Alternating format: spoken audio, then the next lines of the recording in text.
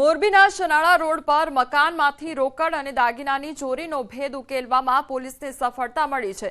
Police તપાસમાં સામે આવ્યું છે કે મકાન પાડવા માટે માલિકે જે મજૂરોને કામ આપ્યું હતું તેઓએ જ દાગીના અને રોકડ ભરેલી બેગની ચોરીને અંજામ આપી ફરાર થઈ ગયા હતા। આરોપીઓએ બેગમાંથી 3,20,000 અને 10,20,000ની કિંમતની દાગીના મળી કુલ 13 લાખથી વધુની ચોરીને અંજામ આપ્યો હતો। ચોરીનો ભેદ ઉકેલવા પોલીસ અલગ અલગ ટીમ બનાવી તપાસ શરૂ કરી હતી। પોલીસે બાતમી આધારે સમગ્ર કેસમાં 3 આરોપીઓને દબોચી લઈ ચોરીનો મુદ્દામાલ જપ્ત કર્યો છે।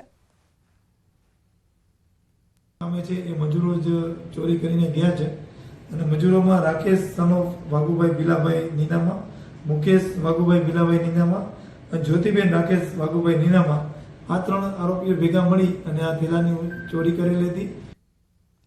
સુરેન્દ્રનગરમાં ચોટીલા પ્રાંત અધિકારી સહિતની ટીમે મોડી રાત્રે અલગ અલગ જગ્યાએ ચેકિંગ હાથ ધર્યું હતું, જેમાં મોટા પાયે ગેરકાયદેસર ખનીજ ચોરી ઝડપાઈ હતી। ચોટીલા રાજકોટ હાઈવે, આણંદપુર રોડ, નાની મોરડી ગામ તેમજ આપાગીગાનો ઓટલો, સાંગાણી પુલ, મગરીખડા ગામ સહિતના હાઈવે પર હાથ ધર્યું હતું ચેકિંગ। તો ગેરકાયદેસર સાદી રેતીનું વહન કરતા 5 ડમ્પર, મોબાઈલ, સાદી રેતી સહિત 1.20 કરોડનો મુદ્દામાલ કબજે કર્યો હતો।